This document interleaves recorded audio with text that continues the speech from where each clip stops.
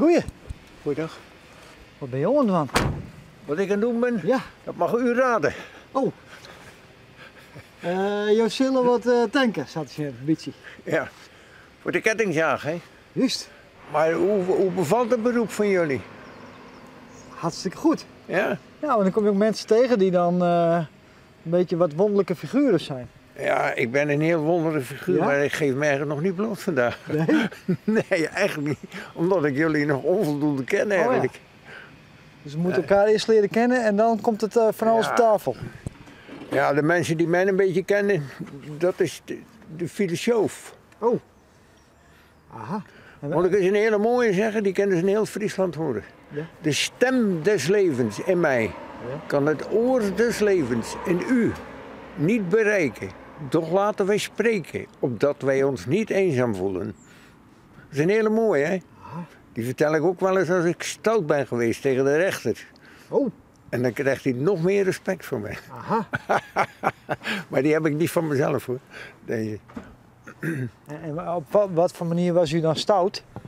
Met vissen in Zeeland altijd, op de zeebaars. En dan kreeg ik, verleden jaar kreeg ik 4 bekeuringen. En toen moest ik voorkomen in april in Middelburg. En toen heb ik toch 2 jaar verwarming gehad en 100 euro boete. Oké. Ja. Maar waarom? Omdat hij viste? Ja, dat mag in die vissenhuis. Maar waarom doet u het dan toch? En dat is een passie. En ik ben 84. Ik kan nog over die grote keien klimmen. Zo, en dat lukt me nog. En ja, dat is fantastisch op die zeebad. Dat is een hele mooie visserij. Aha, dus je kunt het gewoon niet laten. Ja, precies. Ja. Oké. En nu heeft u die rechtelijke uitspraak, dus is het nu ook echt gebeurd of heeft u stiekem toch alweer een klein beetje... Ja, de ergens- andere dag alweer. Ja. U hebt ook een hele mooie lach, vind ik. Dat is het beste medicijn, hè? Voor de mens. Hè? Proberen te lachen, maar dat valt altijd niet mee. Mooi. Nou, maar met die wijze woorden laten we het daar maar mee afsluiten dan, hè? Ja, tuurlijk. Ja.